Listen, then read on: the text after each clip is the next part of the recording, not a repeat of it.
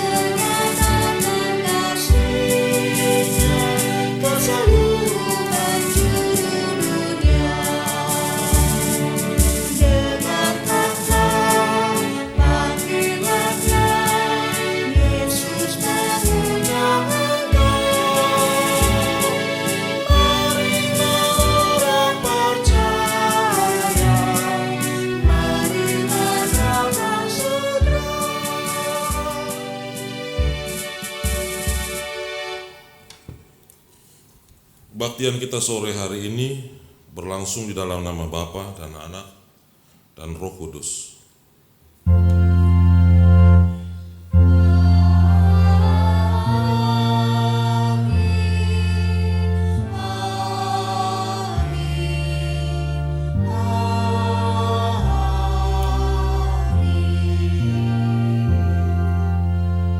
Kasih karunia dan damai sejahtera dari Allah Bapa kita dan dari Tuhan Yesus Kristus menyertai saudara sekalian. Dan menyertai saudara juga. Tema kita dalam ibadah pada sore hari ini adalah saat Allah menyingkirkan masalah. Lewat tema ini kita akan belajar bersama bagaimana mengenal Allah lebih dekat dan memahami bagaimana juga cara Tuhan untuk menyingkirkan masalah kita. Biarlah ini boleh semakin menguatkan kita dan mendekatkan kita dengan Allah sehingga kita boleh melakukan apa yang menjadi kehendak-Nya.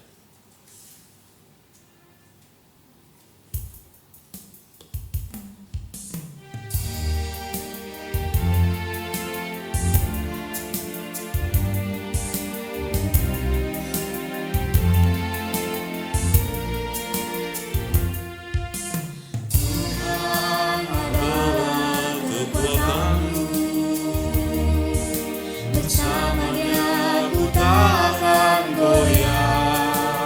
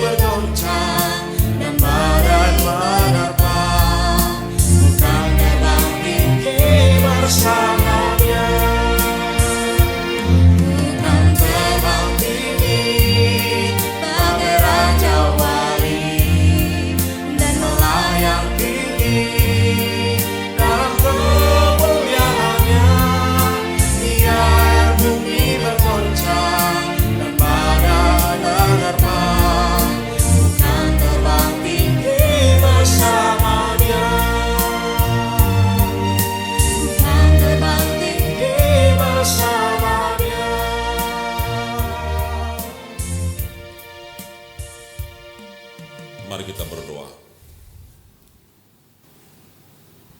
Puji syukur kepadamu Tuhan, sore hari ini Kau boleh kumpulkan kami di sini bersama-sama beribadah kepada Tuhan.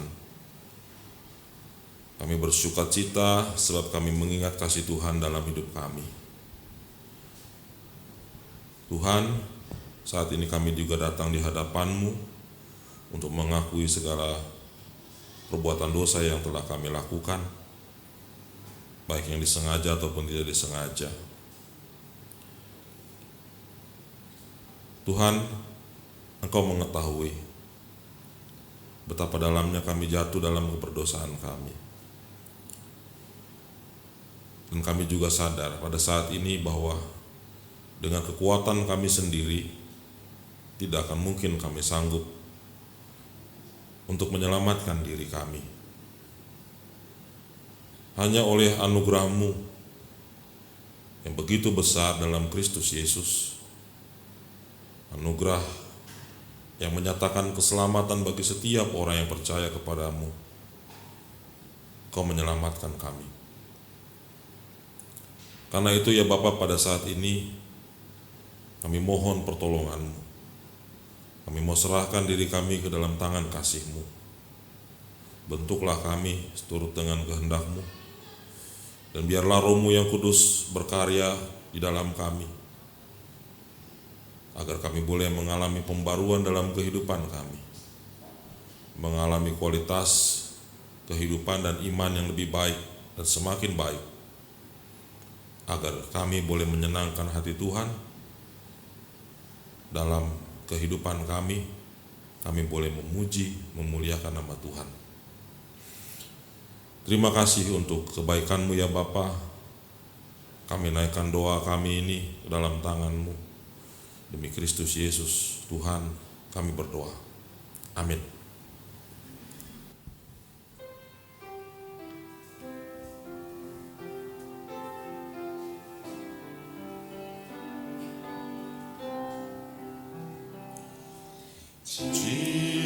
Jikalau Tuhan tidak menebusku, dan Tuhan tidak mengampuniku,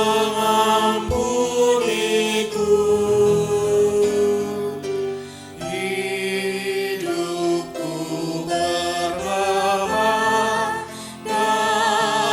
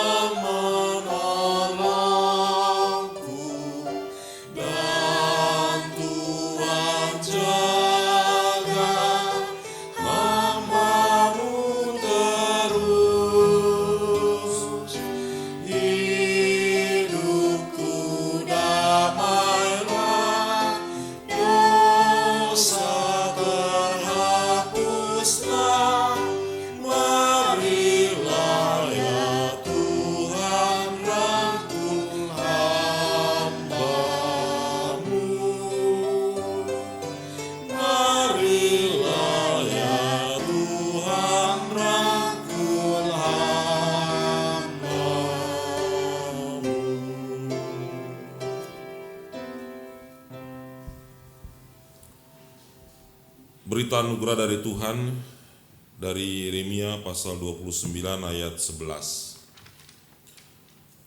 Sebab aku ini mengetahui rancangan-rancangan apa yang ada padaku mengenai kamu. Demikianlah firman Tuhan, yaitu rancangan damai sejahtera dan bukan rancangan kecelakaan, untuk memberikan kepadamu hari depan yang penuh harapan. Demikianlah berita anugerah dari Tuhan.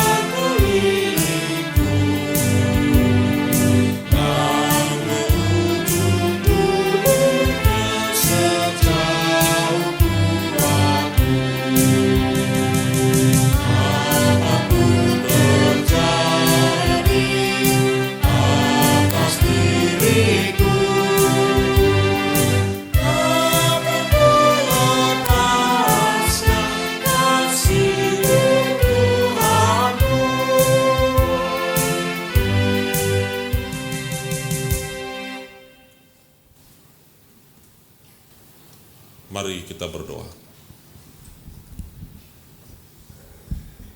Sebentar lagi Tuhan, kami akan mendengarkan firman Tuhan.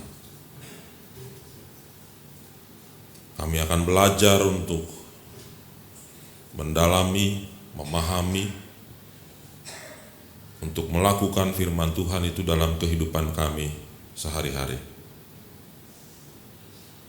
Kami mohon Tuhan, dengan segala kerendahan hati kami, kiranya Tuhan, Engkau memberikan hikmat bagi kami, agar firman-Mu itu boleh berbicara kepada kami, mengubah kami menjadi orang-orang yang lebih taat, lebih setia kepada Tuhan dalam melakukan kehendak Tuhan. Dan Engkau layakan kami menerima anugerah-Mu yang mengubah kehidupan kami, sehingga kami boleh mengalami sukacita yang daripada-Mu. Meskipun ada begitu banyak masalah, persoalan yang kami hadapi dalam kehidupan kami. Sebab kami percaya, seperti tema kami pada hari ini, Engkaulah Tuhan yang menyingkirkan masalah dari dalam kehidupan kami. Terima kasih untuk anugerah-Mu ya Bapa. Demi Kristus Yesus Tuhan kami berdoa kepadamu. Amin. Bacaan yang menjadi landasan dari pemberitaan firman pada sore hari ini adalah Yesaya 41 ayat 1 sampai dengan ayat 7. Yesaya 41 ayat 1 sampai dengan ayat 7.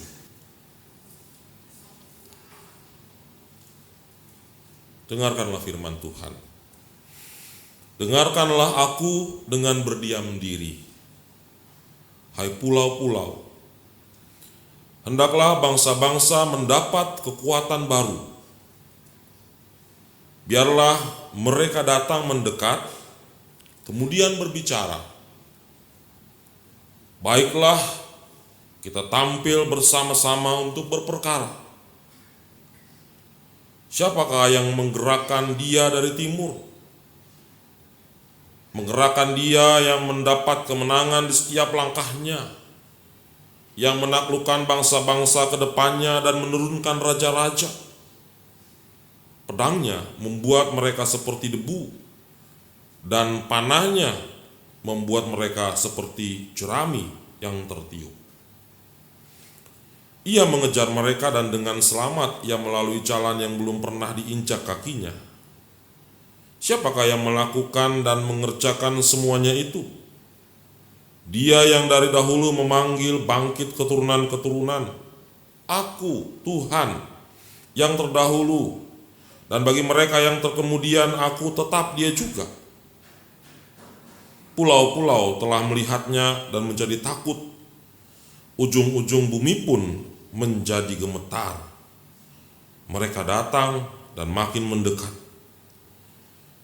Yang seorang menolong yang lain dan berkata kepada temannya, kuatkanlah hatimu. Tukang besi menguatkan hati tukang emas. Dan orang yang memipihkan logam dengan martil menguatkan hati orang yang menempa di atas landasan. Ia berkata tentang patrian, itu baik. Lalu menguatkannya dengan paku-paku, sehingga tidak goyang. Saudara-saudara, demikianlah Injil Yesus Kristus. Berbahagialah mereka yang mendengarkan firman Tuhan dan yang memeliharanya. Haleluya.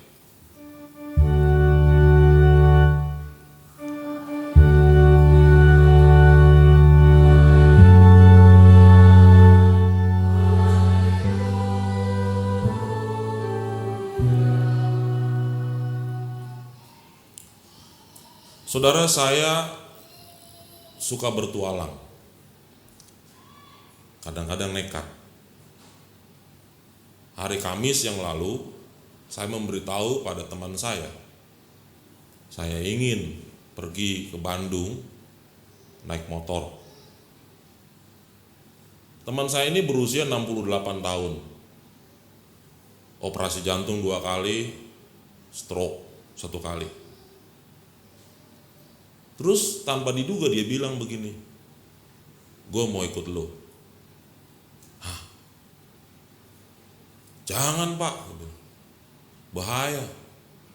Pasti istri Bapak tidak akan memberikan izin, saya bilang. Apalagi istrinya dokter, tahu kondisi suaminya. Gue mau ikut lo izinin nggak? Saya bilang oke lah. Demi persahabatan, saya bilang. Dan mengingat masa lalu kita, masa muda kita. Nekat ya? Iya. Jumat pagi, saya jemput dia. Naik motor.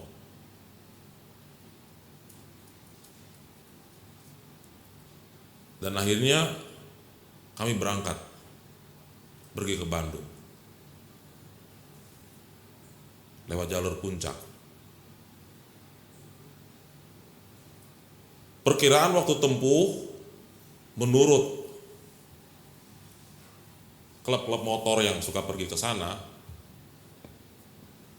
Kalau 70 km per jam rata-rata itu sekitar 5 jam untuk 168 km sekali jalan.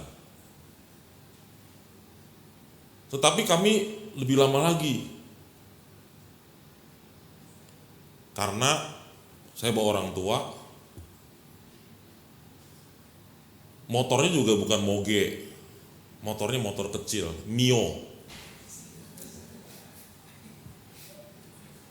Dan orang sebesar saya dengan orang sebesar dia berbagi tempat duduk dengan ransel itu sempitnya minta ampun.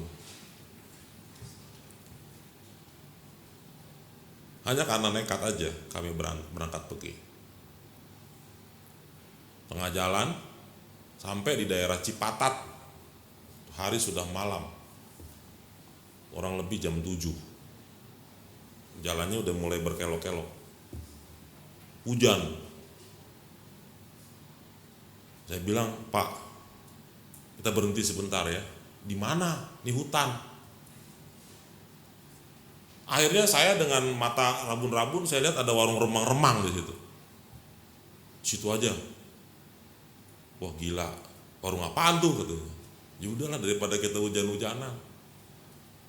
Akhirnya berteduhlah kami di warung remang-remang itu. Ada sejumlah pria dan beberapa orang wanita, dan pria-pria itu sudah sebagian ada yang mabuk, ada yang setengah mabuk, ada yang masih belum error. Kami berdiri di luar, tapi kemudian mereka memaksa kami masuk. Minum. Wah, enggak minum. Rupanya teman saya sudah mulai takut. Dia bilang, kami enggak minum. Bapak ini pendeta katanya.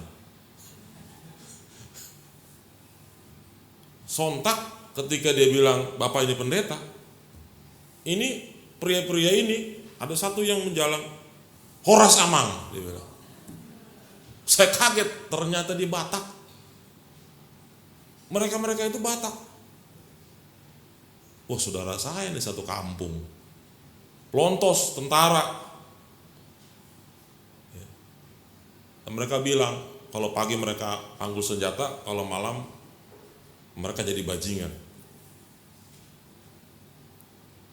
Mereka sendiri yang ngomong, bukan saya. Singkat cerita, akhirnya sambil menunggu hujan yang deras, kami ngobrol. Dan dalam pembicaraan kami itu, mereka mengeluh. Mereka bilang begini, Pak, menurut Bapak Tuhan itu adil atau tidak? Kenapa? Saya bilang. Sebab 22 tahun kami menantikan berdirinya sebuah gereja di tempat ini. 22 tahun, Pak. Tapi 22 tahun kami menantikan itu dengan kesia-siaan.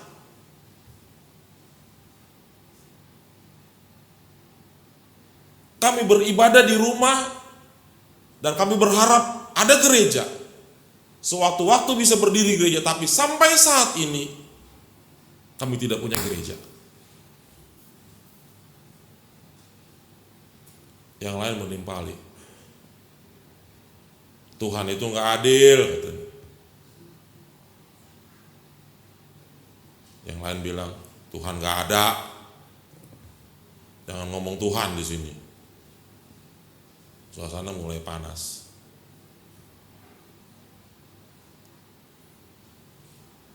Teman saya mulai takut. Sebenarnya saya juga mulai gentar nih. Kalau kena tusuk mati nih. Atau dia keluarin becengnya kan, dor gitu kan. Mau saya bilang, Tuhan itu ada. Tuhan itu berkarya. Mana buktinya? Kami berdoa. Meskipun kami nggak ke gereja, tapi kami berdoa loh.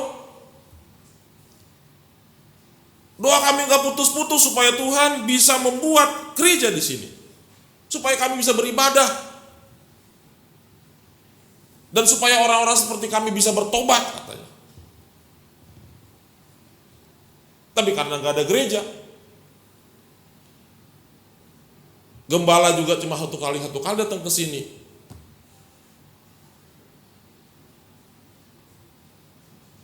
Ya seperti inilah kami. Ini mereka menyalahkan keadaan dan mereka menyalahkan Tuhan.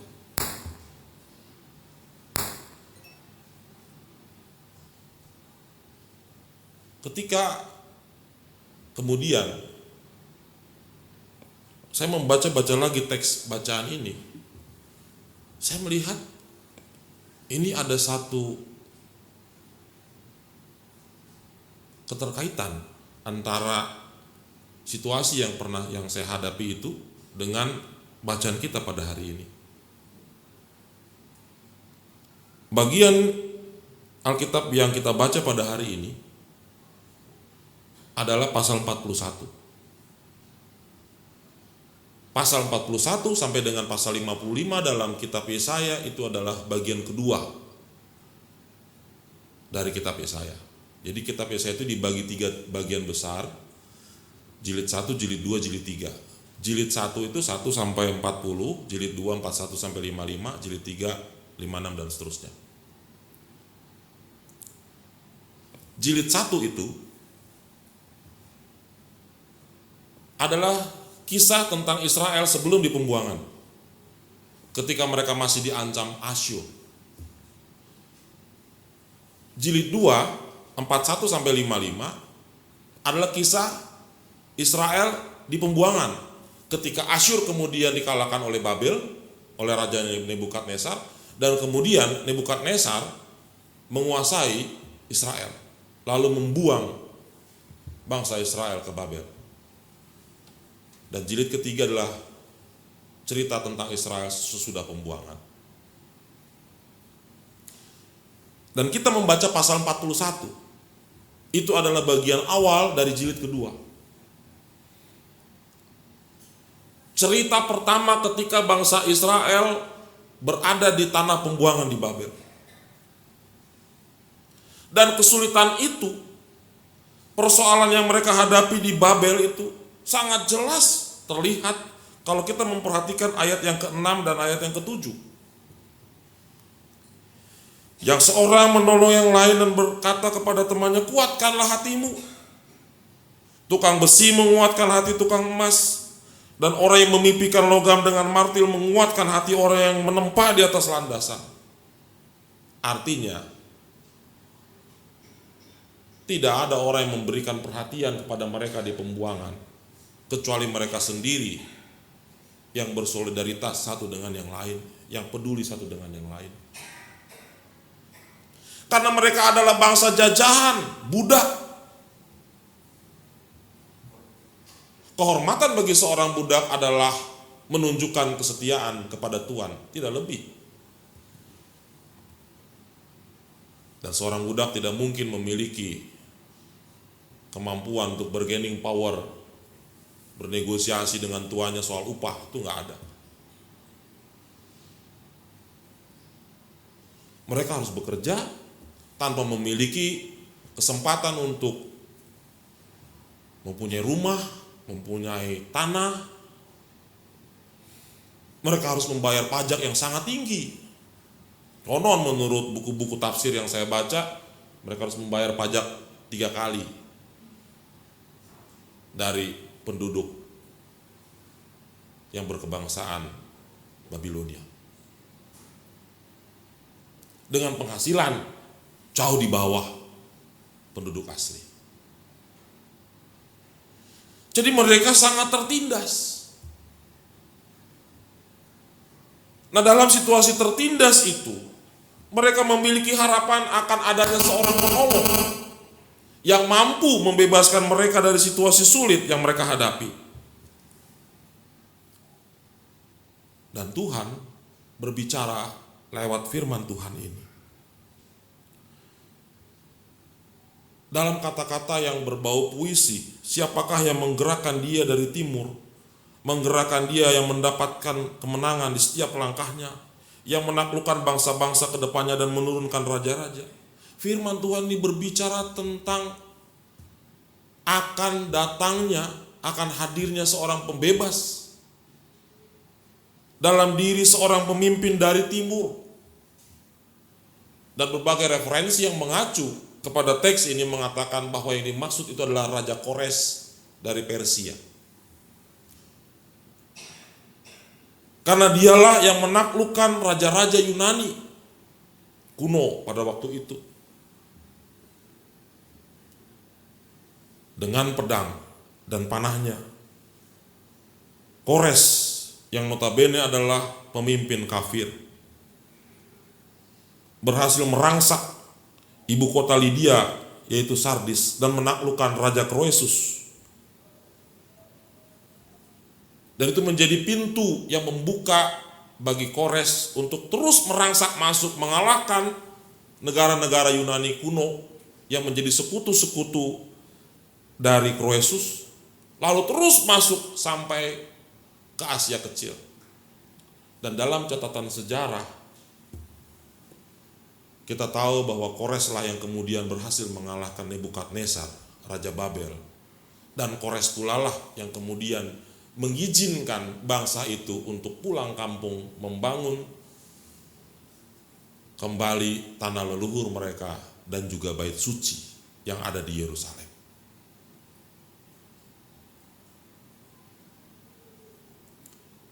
Lalu apa yang mau dikatakan oleh firman Tuhan ini bagi kita? Firman Tuhan di dalam ayat 4 mengatakan, siapakah yang melakukan dan mengerjakan semuanya itu?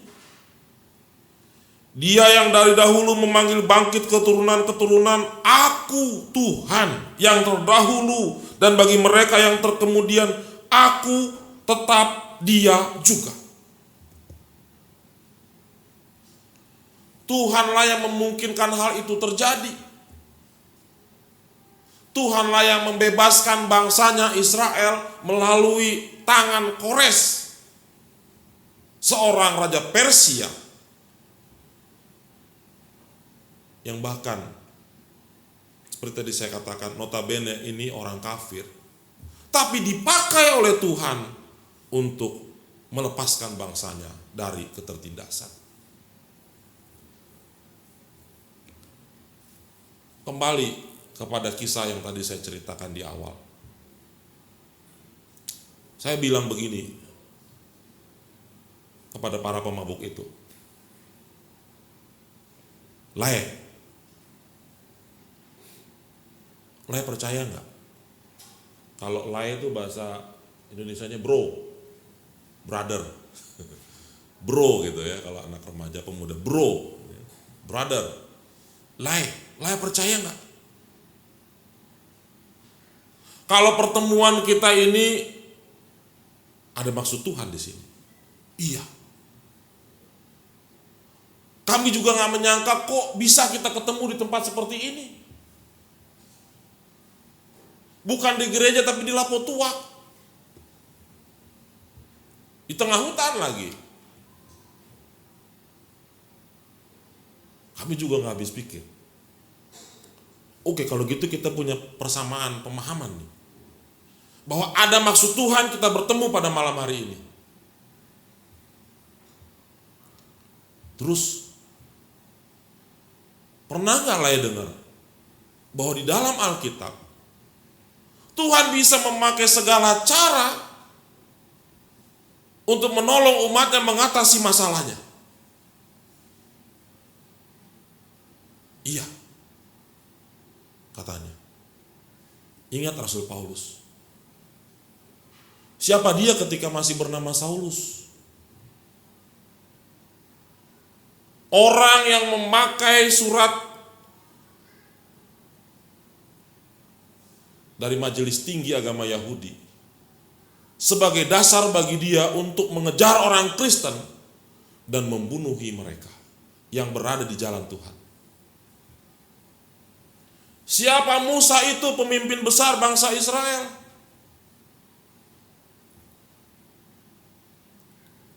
Orang yang berkata kepada Tuhan, masakan aku Tuhan? Karena dia merasa sudah lansia dan pekerjaannya adalah mengembalakan kambing Yitro mertuanya. Sehingga dia tidak merasa layak untuk bisa dipakai oleh Tuhan membawa bangsa Israel keluar dari Mesir.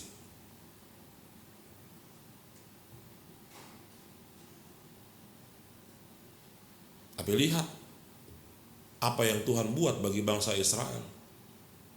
40 tahun di bawah kepemimpinan Musa, bangsa itu bisa melewati segala perkara. Dan akhirnya di bawah kepemimpinan Yosua pengganti Musa dan Kaleb, mereka bisa masuk ke tanah perjanjian. Tuhan memakai seorang yang bahkan tidak memiliki rasa percaya diri seperti Musa untuk membawa bangsa itu ke tanah perjanjian.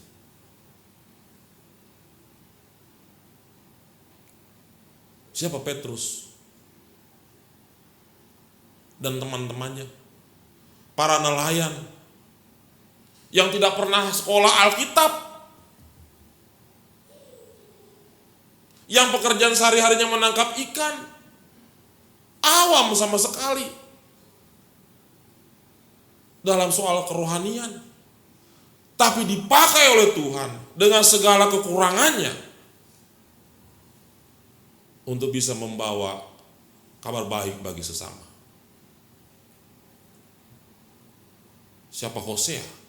Seorang nabi yang terkenal, yang ternyata istrinya adalah seorang pelacur. Siapa seorang perwira Kapernaum yang beragama kafir, tapi mendapat pujian dari Tuhan Yesus. Iman seperti ini tidak pernah aku jumpai di kalangan orang Israel sekalipun. Saudara-saudara, saya kira contoh-contoh ini jelas bagi kita bahwa Tuhan bisa memakai segala cara. Bahkan Tuhan bisa memakai orang-orang dengan segala kekurangannya, dengan segala keterbatasannya untuk menjadi luar biasa. Menjadi agen-agen perubahan, menjadi orang-orang yang menyelesaikan masalah. Maka saya katakan kepada para pemabuk itu, lain. Sebetulnya juga Tuhan ingin memakai lay-lay ini semua untuk menjadi alat di tangan Tuhan. Kami, bagaimana mungkin kami? Ya, selama ini Lahai berdoa meminta kepada Tuhan, Tuhan berikanlah seorang penolong, berikanlah seorang pemimpin yang mampu menghadirkan sebuah gereja Tuhan di tempat ini. Padahal Tuhan mau Lahai inilah yang menjadi alat di tangan Tuhan untuk membawa perubahan itu bagi kampung Cipatat, saya bilang. Tuhan tidak memakai orang lain, tapi Tuhan memakai Lahai ini. Tapi kalian tidak membuka diri kalian, tidak membuka kesadaran kalian, menunggu dan menunggu seorang penolong. Padahal penolong-penolong itu adalah kalian sendiri. Dengan segala kelemahan yang ada pada diri kalian, Tuhan berkenan memakai kalian untuk membawa perubahan bagi desa Cipatat ini.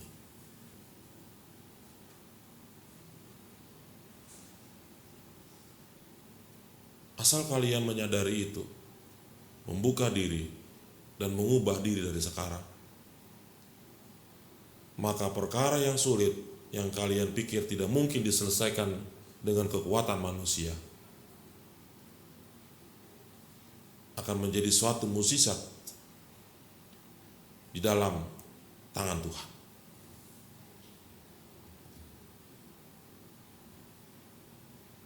Sontak wajah-wajah yang tadinya beringas, keras, dan bentak-bentak meja, gebrak-gebrak meja juga, diam. Lalu orang yang paling dekat dengan saya duduk. Tiba-tiba dia berdiri dan dia memeluk saya dan teman saya. Peluk, benar-benar dipeluk. Mau lihat lah. Terima kasih lah. Terima kasih teman. Tuhan telah menghadirkan kalian ke sini untuk memberikan jawaban atas segala persoalan yang kami hadapi. Akhirnya kami jadi bersaudara. Dari yang gak kenal jadi kenal. Dan mereka mengatakan, kalau lewat sini lagi, Lai mampir. Bukan di sini, di rumah kami. Kami berpisah dengan legowo. Dan saya bilang sama teman, gila ya, kita melakukan perjalanan nekat hari ini. Dan ternyata ada maksud Tuhan juga lewat perjalanan hari ini. Iya. Saudara-saudara,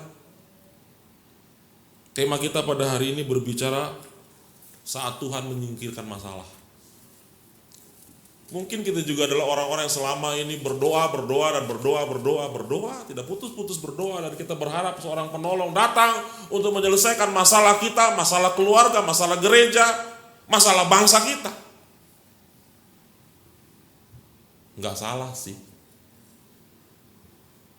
Siapa pula yang ingin menghadapi masalah, kan?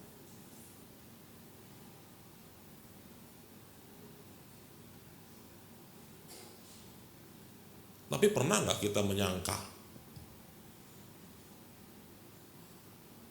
bahwa sebenarnya Tuhan juga bisa memilih kita untuk menjadi agen-agen perubahan, untuk menjadi orang-orang yang membawa solusi atas masalah-masalah yang ada di sekitar kita.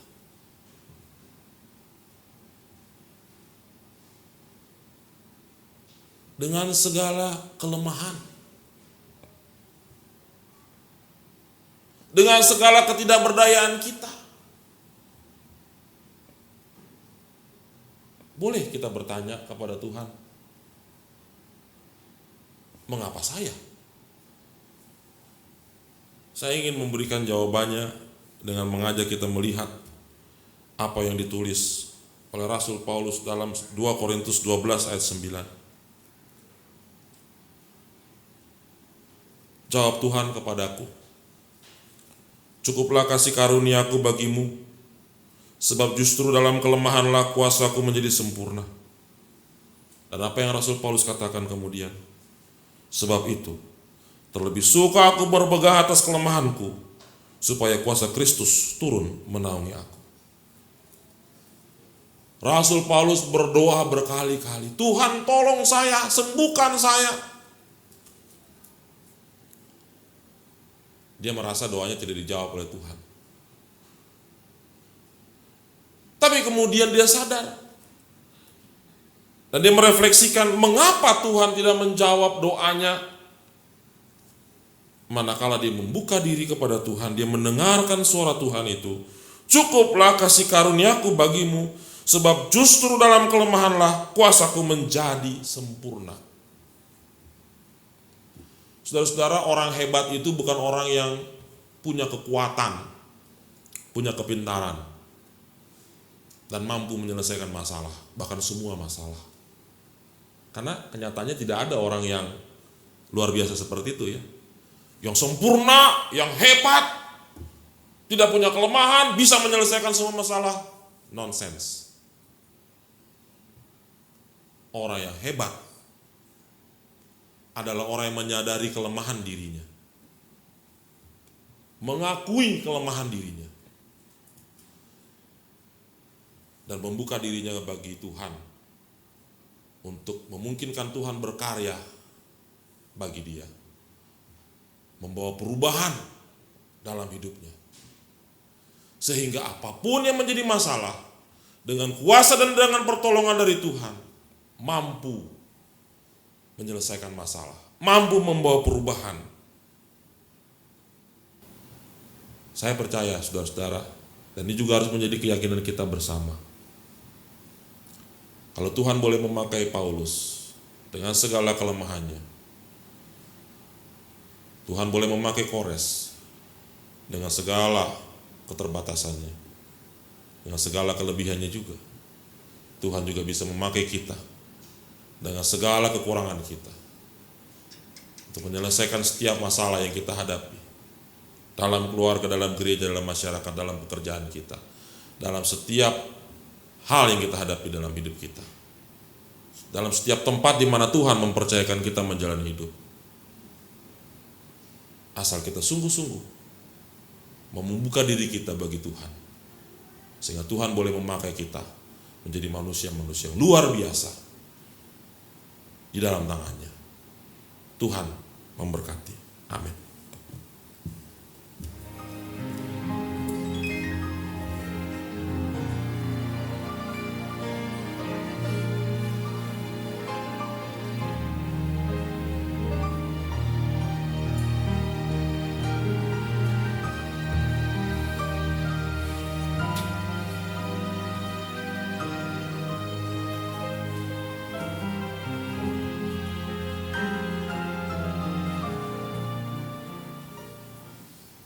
Jemaat Tuhan diundang untuk berdiri. Marilah kita bersama umat Allah di masa lalu, masa kini, dan masa depan mengingat akan baptisan kita menurut pengakuan iman rasuli. Aku percaya kepada Allah, Bapa yang Maha Kuasa, Khalik langit dan bumi, dan kepada Yesus Kristus, Anak yang tunggal Tuhan kita, yang dikandung dari Roh Kudus, lahir dari darah Maria, yang menderita sengsara di bawah pemerintahan Pontius Pilatus, disalibkan, mati dan dikuburkan, turun ke dalam kerajaan maut. Pada hari yang ketiga, bangkit pula dari antara orang mati, naik ke surga, duduk sebelah kanan Allah, Bapa yang Maha Kuasa. Dari sana ia akan datang untuk menghakimi orang hidup yang mati. Aku percaya pada Roh Kudus, gereja yang kudus dan am, persekutuan orang kudus, pengampunan dosa, kebangkitan orang mati, dan hidup yang kekal. Silakan duduk.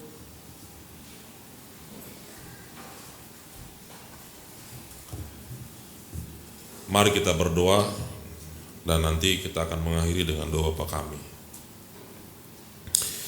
Bapa di dalam surga, terima kasih untuk firman yang mengingatkan kepada kami betapa Engkau mengasihi kami, Engkau peduli pada kami, dan Engkau mengutus setiap orang untuk menjadi agen perubahan, orang-orang yang mampu menyelesaikan masalah dalam kehidupannya, kehidupan bersama dengan orang lain. Termasuk juga kami yakini bahwa Tuhan yang mengutus kami, memberi kepercayaan bagi kami untuk menjadi orang-orang yang demikian itu, membawa perubahan, menyelesaikan masalah yang ada di sekitar kami. Kami bersyukur untuk penyertaan Tuhan dalam hidup kami, untuk kekuatan yang Tuhan berikan bagi kami dalam segala kelemahan, keterbatasan, dan kekurangan kami. Tuhan mampukan kami untuk membawa jalan keluar dalam kehidupan keluarga kami, kehidupan gereja kami, pekerjaan, maupun dalam lingkungan masyarakat kami. Karena itu ya Bapa, mampukan kami untuk selalu berharap, memohon, dan percaya kepada Tuhan bahwa Engkau adalah Allah yang bukan hanya hadir dalam sejarah kehidupan kami. Engkau bukan hanya Allah dari masa lalu, Engkau adalah Allah untuk masa kini, dan Engkau juga adalah Allah untuk masa depan. Engkau lah yang menentukan sejarah kehidupan kami, dan kami adalah bagian dari rencana Tuhan untuk masa depan yang penuh harapan, karena Engkau tidak pernah merancangkan rancangan kecelakaan bagi kami, melainkan Engkau selalu memberikan harapan, Engkau memberikan damai sejahtera, dan Engkau memberikan hari esok penuh harapan.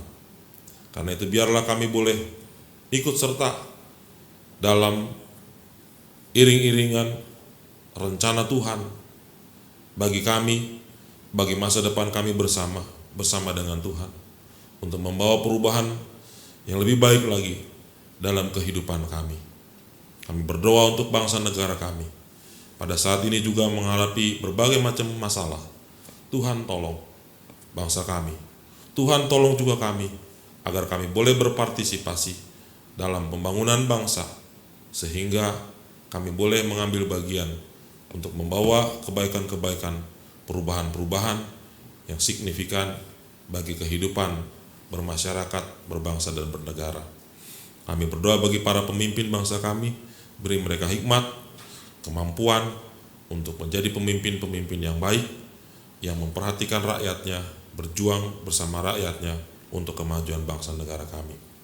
Kami berdoa untuk gereja Tuhan juga di sini, untuk pengalaman 30 tahun bersama dengan Tuhan adalah suatu syukur yang boleh kami naikkan karena kami percaya Tuhan hadir dan berkarya di tengah-tengah dan melalui jemaatmu di tempat ini. Tuhan mampukan para pelayan Tuhan, hamba Tuhan, pendeta, Yael, juga para penatua yang tergabung dalam kemajelisan, para pengurus komisi, para aktivis yang melayani, dan juga seluruh jemaat dan simpatisan yang ada di jemaat ini untuk boleh menjadi saksi Tuhan yang membawa kabar baik dan sukacita bagi sesama, membangun diri dalam persekutuan yang penuh kasih, sehingga kehadiran Tuhan semakin dapat dirasakan, dialami oleh setiap orang yang merasakan kehadiran gereja Tuhan di tempat ini, dan bersama-sama setiap orang boleh memuji memuliakan nama Tuhan.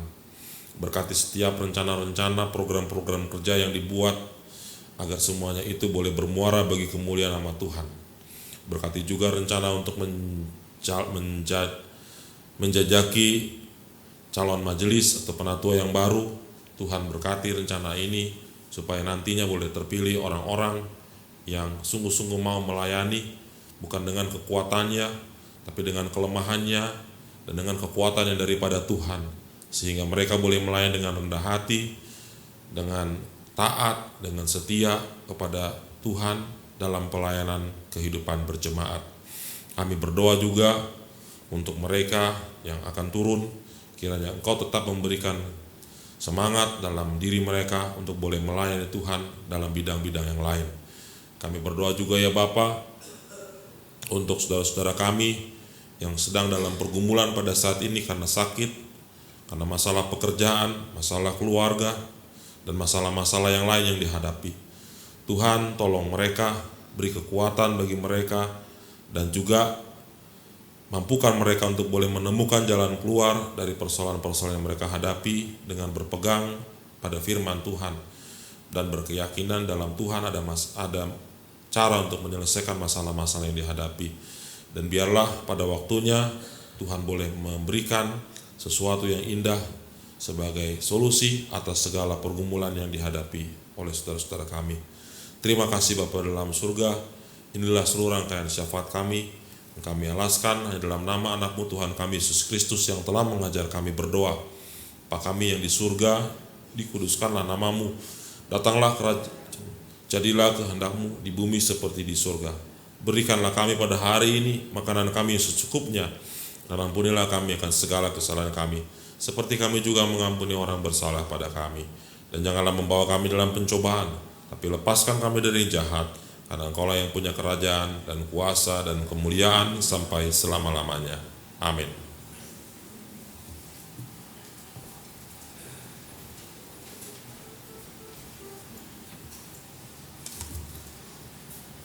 Kini kita mendapat kesempatan untuk memberikan persembahan syukur kita.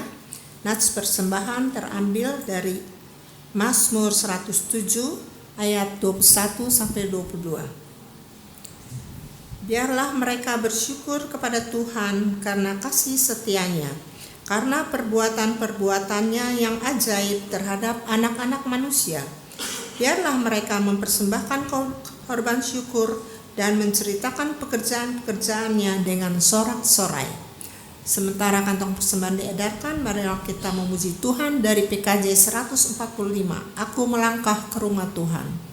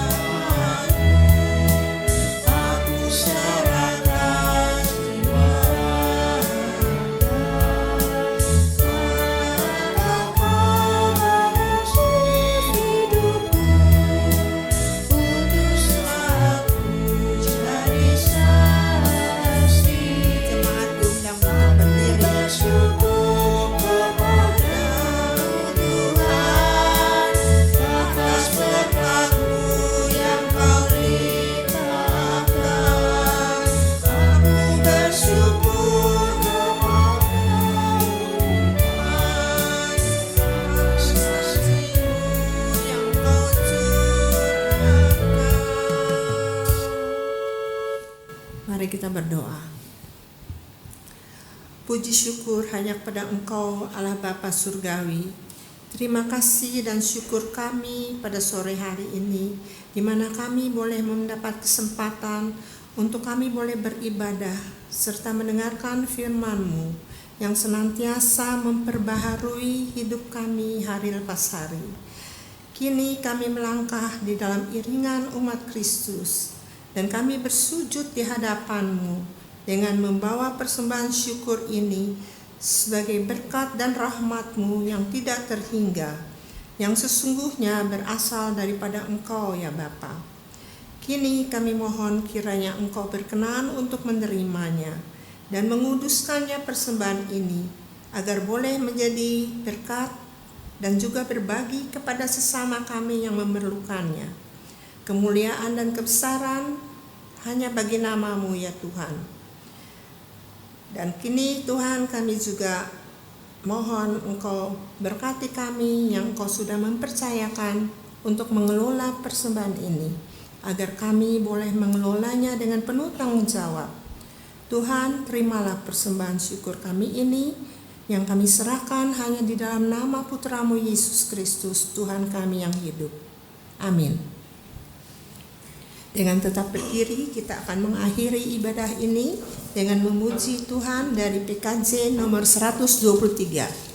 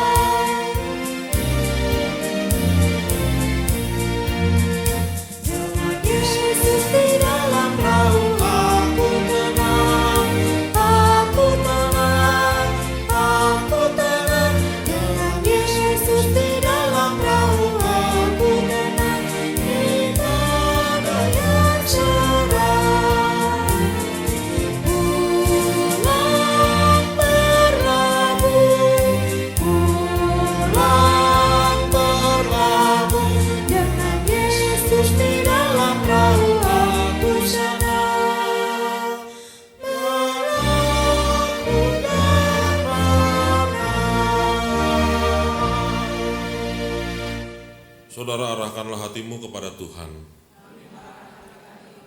Jadilah saksi Kristus. Terpujilah Tuhan. Ini pergilah dengan sejahtera dan terimalah berkat dari Tuhan. Tuhan memberkati kita dan melindungi kita. Tuhan menyinari kita dengan wajah-Nya dan memberikan kita kasih karunia. Tuhan menghadapkan wajah-Nya kepada kita dan memberikan kita damai sejahtera. Haleluya. Amin.